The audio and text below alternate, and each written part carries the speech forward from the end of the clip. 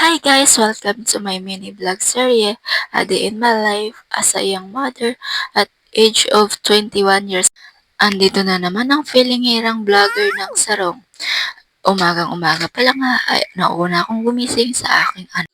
At sa mga oras na iyan ay nagsuklay na ako ng aking buhok para kahit papano ay maganda rin tingnan. At pagkatapos nga niyan ay niligpit ko na rin ang aming kulambo at hirap talagang mag-voice over lalo na't ganito yung boses natin. Nagmumukha tayong lasing.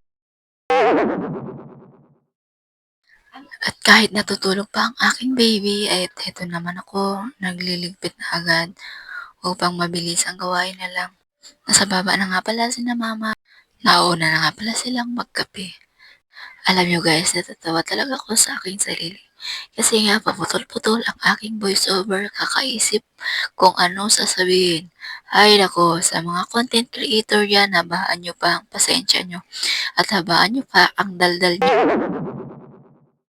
At napapansin nyo nga ang aking katawan guys, sa sobrang pinait ko alam nyo guys, dati nasa 54 kilograms ako and ngayon nasa 42 grams na lang.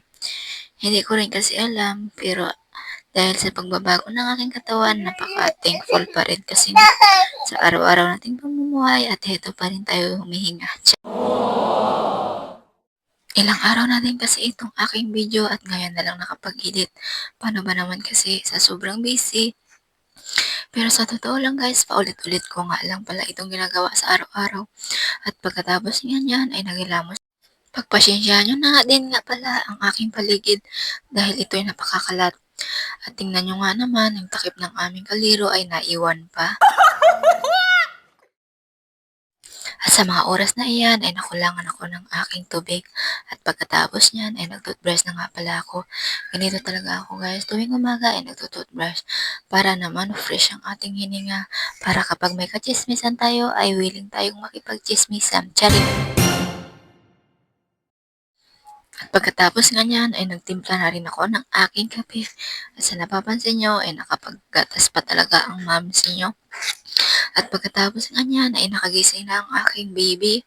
At tingnan niya naman guys, kusa siyang bumabangon at hindi na siya nagpapakuha. Minsan nga nagdadabog pa yan. At hanggang dito na lang muna ang aking video. Thank you for watching. Mwah!